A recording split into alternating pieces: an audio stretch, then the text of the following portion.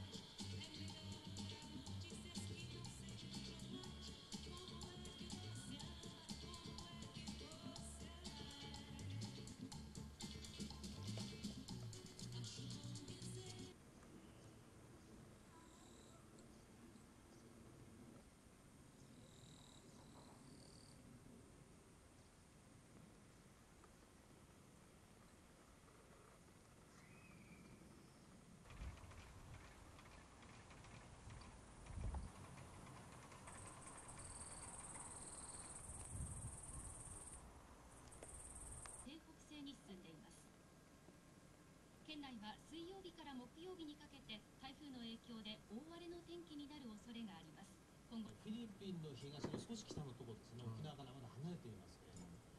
何でしょう、中心気圧がですね、930ヘクトパスカル、この数字が小さければ小さいほど発達したというのがあるんですけれども、勢力が強いということですね。その後東シナ海、沖縄本島の西の海上を北上して、10日木曜日の午前9時ぐらい。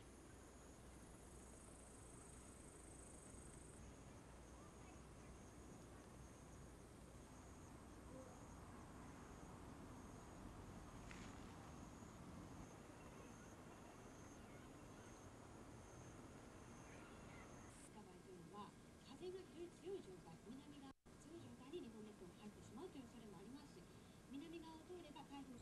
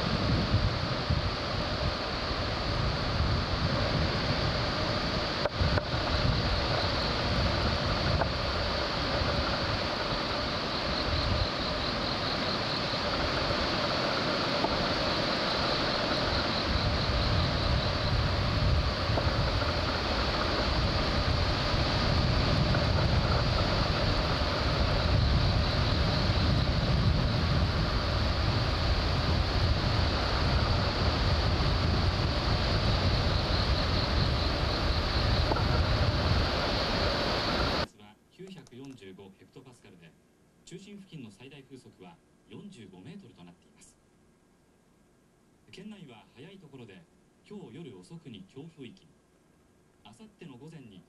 風速25メートル以上のは相変わらず大きくて大型という部類の台風になっています。でこの強風域が南にも広い話昨日したんですけども、こちらはクッと位置を変えそうなんですね。向きを変えそうなんです。今20キロぐらい進んでまして、この変えるタイミング、だいたい今夜、これ明日朝までです。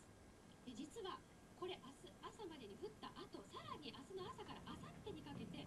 この量を予想しています。四国で見ると300ミリプラス600ミリで900ミリの雨が降る。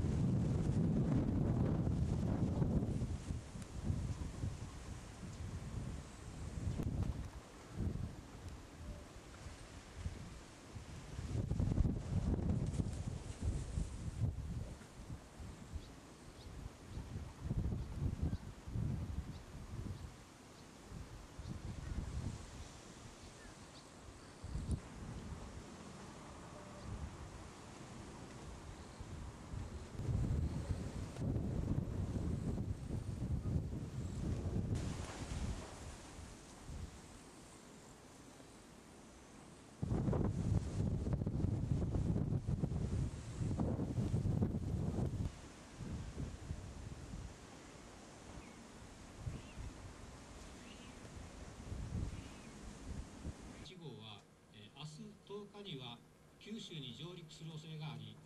あさって11日には東日本に接近する見込みです。